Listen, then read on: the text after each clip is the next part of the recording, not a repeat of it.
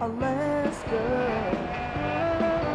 You can hear it from Sitka to Barrow. Gather around for Jeannie's show. It's the Alutiiq, the Indian and the Eskimo. It's the Alutiiq, the Indian and the Eskimo.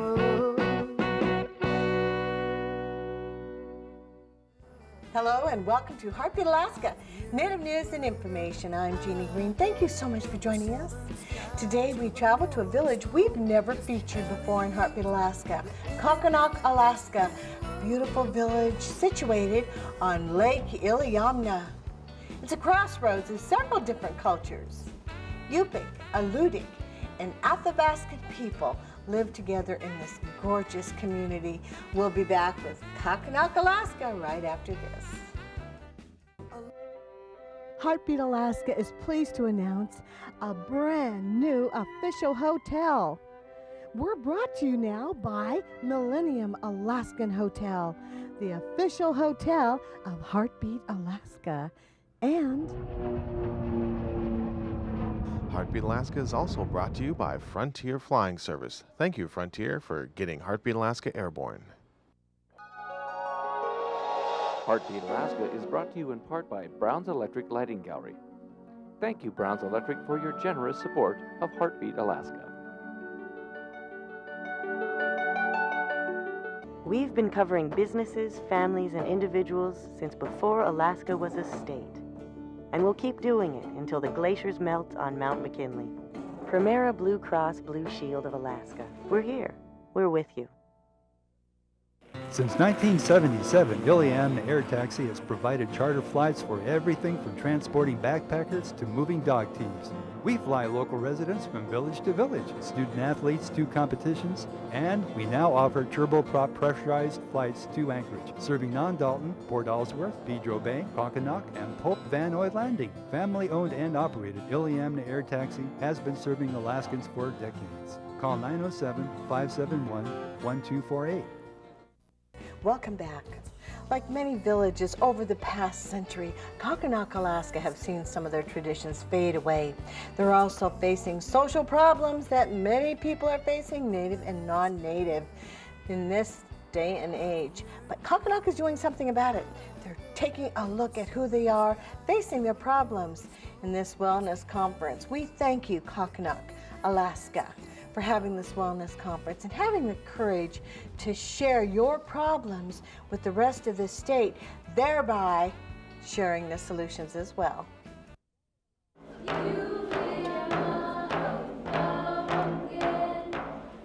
Kokhanok is one of a handful of villages around Iliamna Lake. Nestled in among a number of active volcanoes, it's the largest lake in Alaska. The 175 people that live here depend heavily on subsistence. Now this here is going up to the dump road. We'll go up there and I'll show you the view from up there. Daniel Roehl is one of them. He's lived in Kokhanok most of his life. He remembers how life here used to be.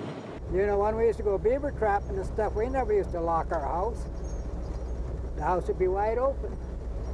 There was nothing locked around this lake area. Not even the store wasn't even locked. Now there was no locks or whatever. And like Gabby said, there was not a sound, no snow machines, no Hondas in those years. Daniel was one of several elders that attended Kokhanok's first wellness conference. Like Daniel, Shirley Nielson grew up on the shores of this beautiful lake. Life was a lot different. Dog teams were the main transportation. And in those days, everybody, all the families looked out for each other's families. If a kid was out looking like getting into dangerous, like being on the ice when it was bad, somebody would always go out and make sure that child was safe. one time I was in Roadhouse over there and playing around the dock, and a guy come along and he knew I was not supposed to be there. So he told me not to do it, and I didn't pay no attention because I looked up at him and I didn't know who he was. So I just kept on doing what I was doing. He finally come over and grabbed me and pulled me up and paddled my butt. I went running up to my mother, hollering and screaming. And She asked me what's the matter, and I told her, and I got another whipping. So after that, I never did run back again to her and tell her that somebody's out my butt. By looking back at how things were, the people at this conference hope to make the future better. And some of the elders used to play with us. Nowadays, I don't see that. I don't see none of the elders playing with the younger ones. But they always used to play ball. And apparently they had done it in the old days, was they had I guess you could call it a qazwiq, a community house, because it was in the village, but it was a house that was set apart from everything else. And when there was a domestic quarrel, domestic violence between two people, one of the persons had to leave the home and go to the qazwiq. And while there, the person who was in the house away from the other one, the elders would go and talk to that person about domestic violence. Maybe it's time that we started bringing back some of the traditions that we had before. They seem to work best. Putting that liquid gold in there. This is Paul Hobson. He uses his old truck to gather firewood.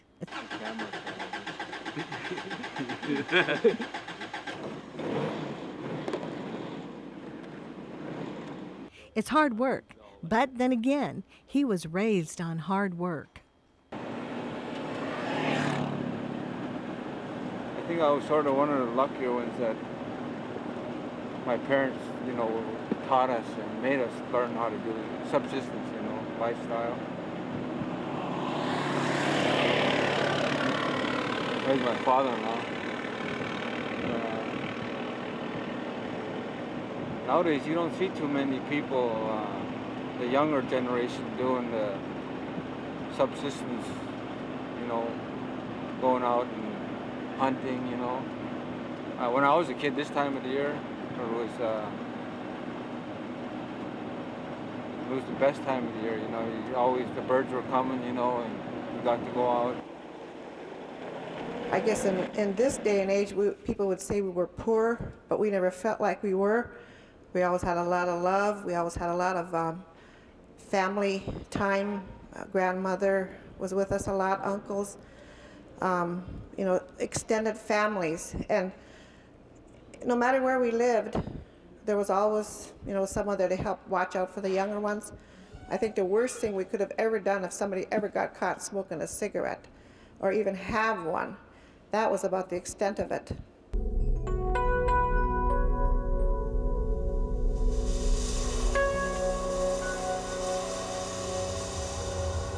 But over the years, a fog descended over the village. That strong sense of community and culture began to erode. All too often, the vacuum left behind was filled with problems. In all areas, alcohol, drug abuse, domestic violence, child and elder abuse, child molesting. I started out drinking maybe twice a year. When I was in my 20s is when I started drinking. And I'd drink twice a year because my kids were small and I didn't want them to see me drinking. Pretty soon it got to be every 2 months. And without realizing it, it became once a month. Pretty soon it came down to once a week. Eventually it came out to where I was drinking every day. And I didn't see it coming. And I didn't even realize that that's what I was doing. Just like in all other villages and all other places in our state, it's alcohol. Everything that happens mostly is alcohol related. Joseph Zackar is Kokhanok's only village police officer. His job is to assist Trefim Wassillie, the village public safety officer. They are two men who saw the problems in Kokhanok getting worse and decided to do something about it. and it would be real nice if it can be stopped, but it's something that's far.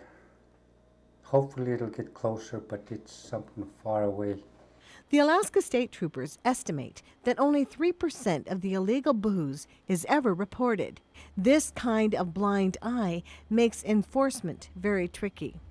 This is a dry village, supposedly, and we deal with importations, alcohol problems, sometimes domestic violence. Both Joseph and Trefim work with the Alaska State Troopers, but it can take the troopers hours or, if the weather is bad, even days to get to Kokhanok. So usually it's just Joseph and Trefim.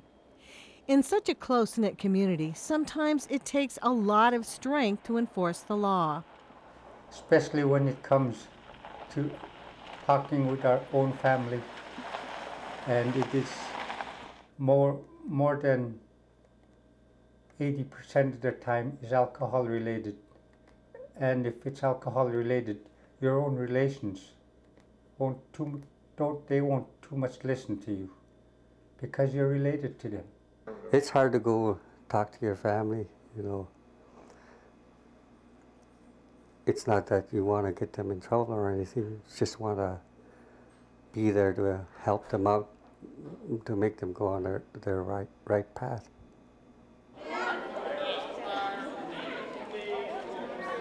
This little community is doing a lot of listening this week, the kind of listening that takes courage. For the first time, they are saying things and hearing things that are not easy. I used to always tell my kids, "Oh, you're just so stupid. Can't you do anything right?" I used to hit them, slap them on the hands. They talk back to me, I slap their mouth. This is not appropriate. This is not the way to take care of it. Because what I was doing, I was teaching my children violence. There were some very heavy issues coming out. We didn't want to stop the ladies from, because stuff like this was coming out. Sexual molestation, domestic violence. But it's time to say enough. Enough is enough. That's why the people gathered in this room for 3 days. They knew the change had to begin here, in the community. I got a question for you. Is Kokhanok a beautiful place or what? I think so too. I have to tell you though, my family's from my dad. When Heartbeat Alaska continues, the people in Kokhanok will show you how they are making Kokhanok an even more beautiful place. Stay tuned. It's hard to lose your best friend, especially when it's your son. To go from being the hero to the villain. I've become the snoop, the spy. I pry into his life. He says, I'll never treat my son like this. And I think, if you love him, you will.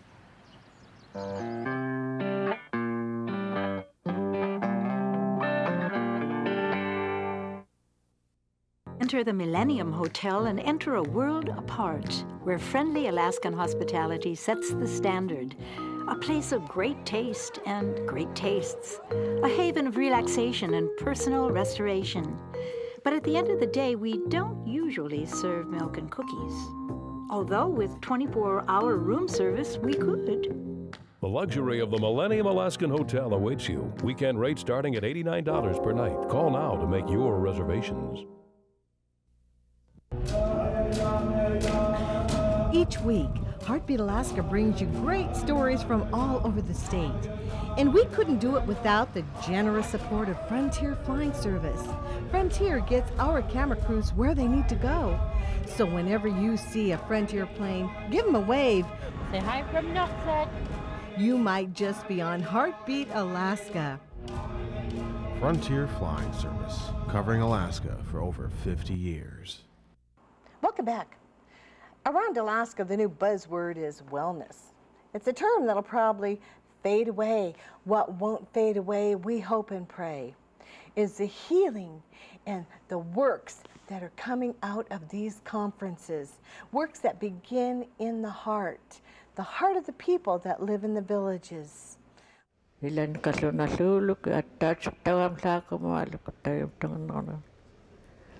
people at the conference knew real healing had to begin within the community. For help, they turned to the elders. When you hurt, when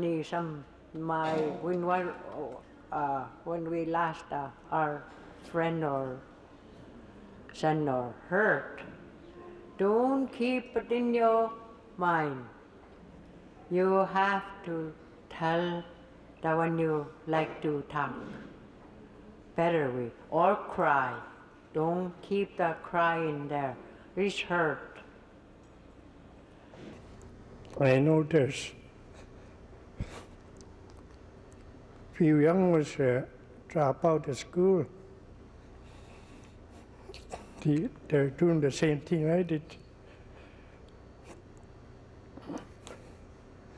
Without no education, you will have no job like me, you'd be jobless. When I was growing up, we didn't have school, so all we did was had to work or go out and play. Daniel Roehl came by also. Another thing, I don't see you kids really working or doing anything anymore. Like taking the garbage out, sweeping your floors. Tomorrow night, I believe there's talking circles, one for the women, one for the men. This is Lucy Weedman. She came from New Alutiiq. She's seen the difference the wellness movement has made in her village. She came here to help Kokhanok start down the same path. She knows it won't be easy. Those talking circles are very powerful. Very, very powerful, like Dee Dee said. Our talking circle for the women in New Alutiiq, when we had one, half an hour was too short. 1 hour was too short. We started at 8 in the evening and got done at 2 in the morning. In 2 weeks, our city council and their employees will be drug tested. Those that fail will be given the choice to get into treatment or lose your job. The idea of the talking circle and the community house are ideas whose time has come again. The foundation of the wellness movement is the return to traditional culture. Then the women get together and we, the ones that want to maki. And then I cook dinner for them and we have dinner. And then we sit around and visit, and that's all it is. It's a visiting session. And I remember, things like that happening when I was a young girl.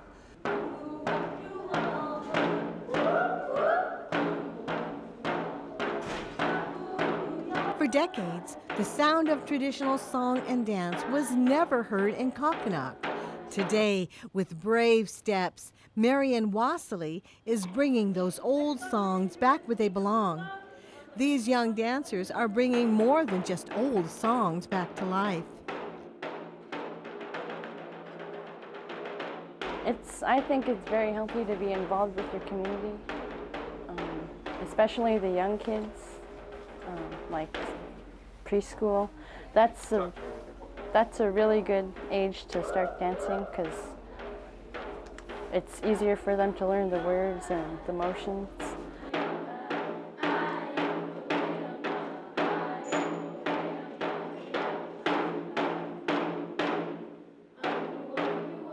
It just helps them get away from material things like TV, staying inside, just doing nothing.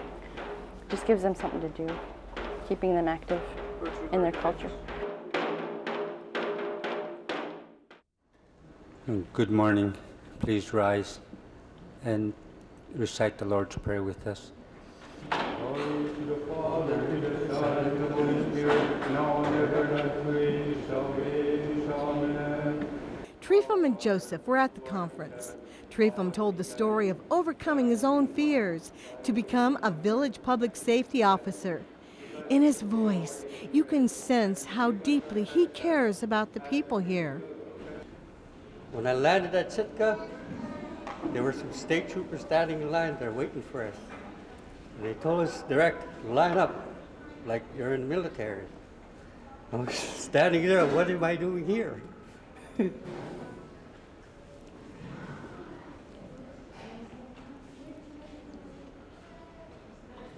I almost got turned around and went back in the airplane. That first day, we had to get up early, 5 o'clock, had exercises in the morning. And every morning I would get up, force myself up.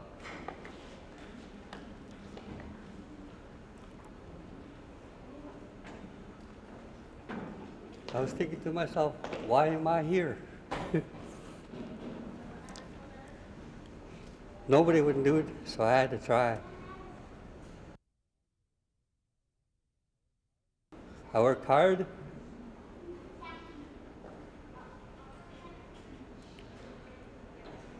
And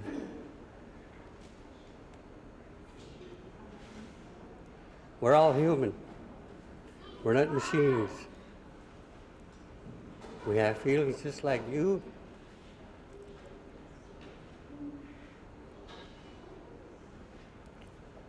When something goes wrong, we feel it.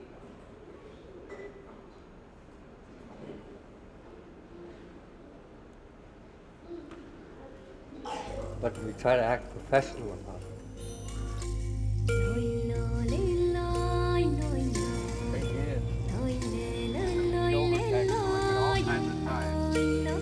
Playtime right now.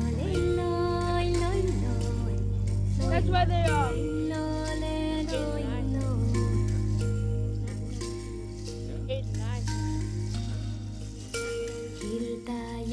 As the conference drew to a close, there was a rumbling in Kokhanok. It wasn't the rumbling of one of the volcanoes in their backyard. It was the rumbling of a new beginning. And as with any long journey, that very first step is the hardest. Kokhanok, Alaska is on the way. This is Kokhanok's first annual Wellness Conference. What do you have to say? What does wellness mean to you? Wellness to me is where the whole community comes together and keep their kids in a safe environment. And today we'd like to ask that everybody in this community help one another to make it safe for them. It's time to start looking at our children and saying, I love you, I care for you. God grant me the serenity to accept things I cannot change, courage to change things that I can, and wisdom to know the difference. It is a very good thing that they do have wellness conferences, because it gets things out in the open. It's like it happened here. There's lots of things we never knew that happened, but they came out in the open. And that to me will help any village anywhere. What wellness means to me, it means a safe and free environment for our community members and for all the old folks, even strangers that come up to talk to me about such things as what we already covered. And it's good to hear from the elders. I was born here and raised here, and wellness means to me is respect your elders and love your children. That's all I have to say.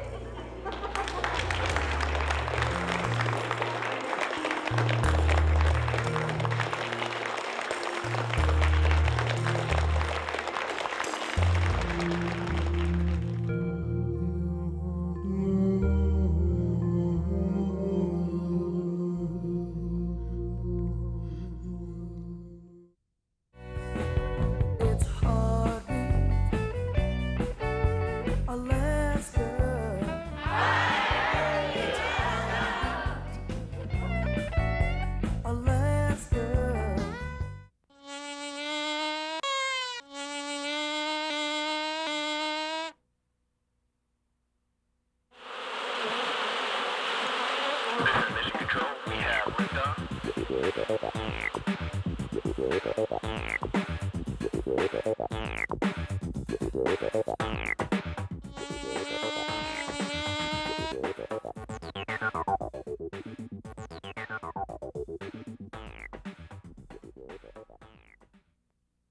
Kenai Peninsula College, part of UAA, and Alaska Christian College, working together for the future. For the first time, I really looked at my life like I held a mirror up to it, and I got to see who I really was. An opportunity to challenge yourself. Made me feel like I was at home. Small classes designed for your success. It's challenging, but it's not overwhelming. A quality education in a rural environment. We are definitely a family, and everything that comes with it.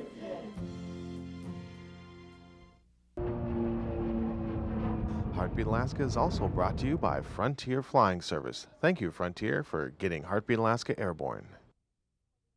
Before we leave, I want to say hello once again to our new viewers. In the state of Washington, we're broadcast out of KWSU-TV. Hello to all the good people in Washington. So nice to have you with us, and email me, won't you?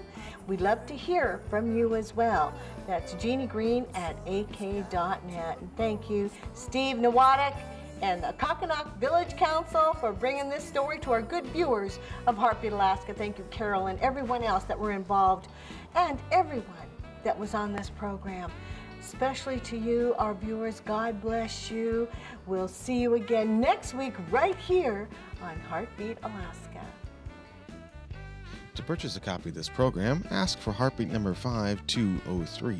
That's Heartbeat number 5203, and send your check or money order for $20 to Jeannie Green Productions, 6216 Old Seward Highway, Anchorage, Alaska, 99518, or give us a call, 907-563-7440.